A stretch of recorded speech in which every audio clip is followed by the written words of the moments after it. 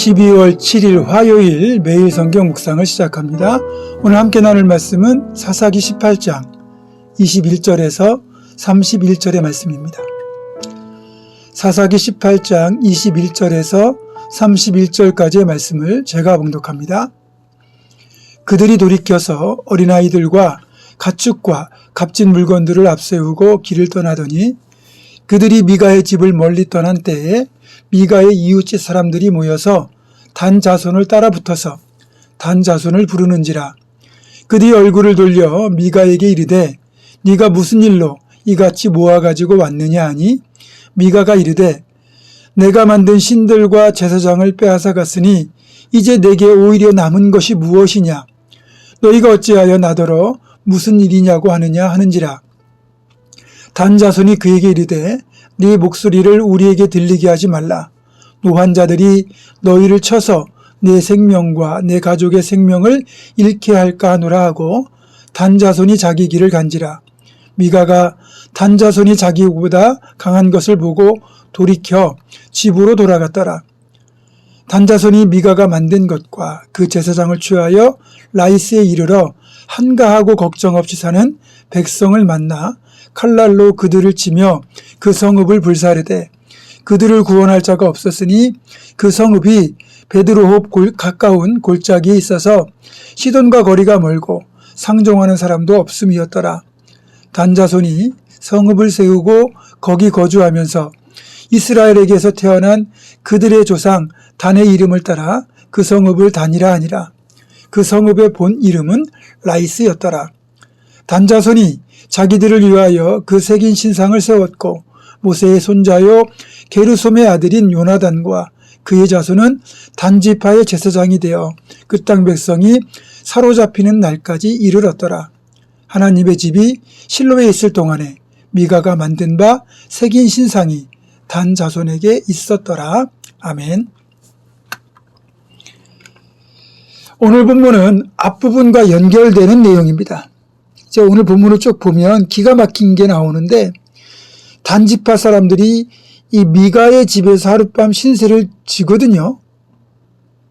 그런데 그 고마움도 모르고 오히려 미가의 집에 있던 신상과 드라빔, 에봇을 탈취하고 그곳에서 제사장 역할을 하고 있던 레위 청년까지 데리고 간 겁니다. 마침 밖에 외출했다 돌아온 미가가 이 상황을 발견하고는 깜짝 놀라죠.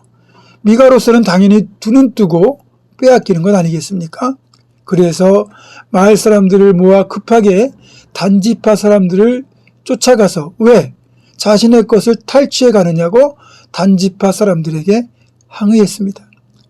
하지만 방귀 낀 놈이 성낸다고 이 단지파 사람들은 전혀 미안한 마음이 없어요. 오히려 적반하장입니다. 항의하는 미가를 향하여 그냥 조용히 돌아가라고, 안 그러면 목숨마저 잃을 수 있다고 협박합니다. 워낙 숫자에서 열세에 있던 미가와 마을 사람들은 더 이상 따지지도 못하고 포기하고 돌아가지요. 지금까지 벌어지는 상황을 보면 처음부터 끝까지 한마디로 개판이라고 할 수밖에 없을 정도로 이스라엘 사람들의 신앙과 도덕이 철저히 타락하고 변질되어 있다는 것을 확인할 수 있습니다. 이걸 보면 종교가 변질되고 타락하면 세상은 볼 것도 없이 더 심각하게 타락한다는 걸 알 수 있어요. 일단 이 단지파 사람들과 미가 그리고 레위 청년까지 모두가 철저히 세속적입니다. 그들의 선택과 행동을 결정짓는 기준은 오직 자신의 이익이에요. 철저히 이기적 이익을 위하여 판단하고 행동합니다. 오늘 본문을 보시면 단지파는 소유주인 미가의 동의도 구하지 않고 일방적으로 미가의 집에 있는 것을 탈취해 가요. 또 레위 청년 역시 철저히 자신의 이해득실을 따져서 행동합니다.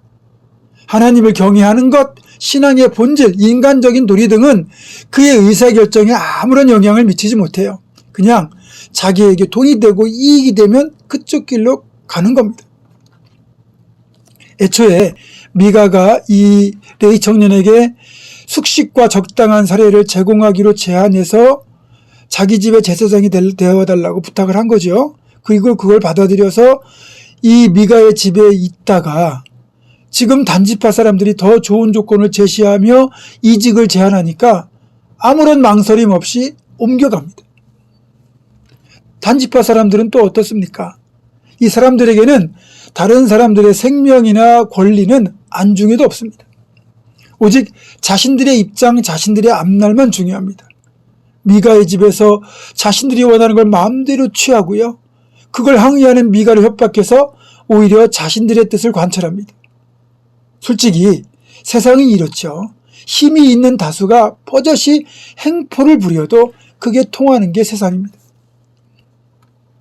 더 기가 막힌 건 하나님의 언약궤가 실로에 머물러 있는 동안 이 단지파 땅에서 미가가 만든 우상이 버젓이 하나님의 자리를 차지하고 있었다는 거죠.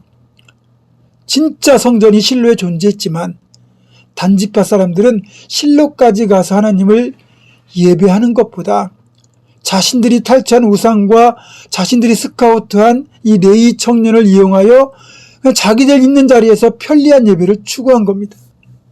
우리가 지금 코로나 때문에 온라인 예배를 병행하고 있는데 워낙 거리가 멀거나 또 몸이 안 좋거나 상황이 되지 않아서 집에서 온라인 예배 드리는 건 괜찮아요. 하지만 얼마든지 예배당에 나와서 예배할 수 있음에도 그저 편리함 때문에 집에서 예배를 드리는 건 바람직하지 않습니다. 어쩌면 이런 단지파 사람들처럼 그냥 편리한 예배를 추구하는 것과 크게 다를 바 없어요. 그리고 이 단지파 사람들이 미가가 만든 우상을 진짜 하나님으로 착각해서 그 우상을 하나님으로 섬겼다면 그게 진짜 예배가 됐을까요? 아무리 그 우상에게 살찐소를 잡아서 예배를 드린다 한들 그곳이 성소가 될 수 있겠습니까? 아무리 열심히 봉사한들 하나님이 그곳에 계시겠습니까? 절대로 이루어질 수 없습니다. 물론 오늘날 예배도 많이 변질됐어요.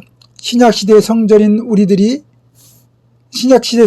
자신이지만 공동체가 모여 예배하는 예배당이 따로 있잖아요. 그렇게 공동체가 예배할 때 우리가 예배당에 나와 있어도 마음이 딴 곳에 가 있으면 그건 진정한 예배가 될 수 없어요. 실로의 성소가 있음에도 엉뚱한 장소에 신당을 만들어서 거기다 우상을 안치하고는 그것을 하나님이라고 해 섬긴다고 그게 예배가 될 수는 없는 겁니다. 우리가 하나님을 바르게 알고 바르게 믿어야 그것이 진정한 예배, 온전한 신앙이라고 할 수 있습니다. 우리는 정말 깨어 있어서 올바른 신앙으로 올바른 예배를 하나님께 드리고 올바른 믿음의 길을 걸어갈 수 있기를 주님의 이름으로 축원합니다. 기도하겠습니다. 하나님, 예배가 변질되고 복음이 변질된 이 시대에 마치 미가와 단지파 사람들처럼 자신들의 입맛에 맞는 우상을 하나님으로 만들고 그리고 변질된 예배를 추구하면서도 그것이 예배라고 착각했던 그 모습이 우리의 모습은 아닌지 다시 돌아봅니다. 주님, 정말 깨어있어서 오직 하나님만을 바르게 믿고 섬기며 그렇게 바르게 하나님을 예배하는 진짜 신앙인 진짜 예배자들이 다 될 수 있도록 주님 도와주시옵소서.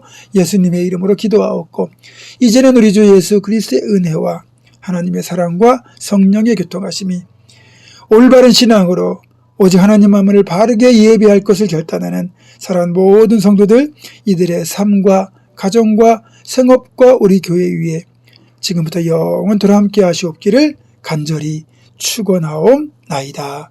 아멘.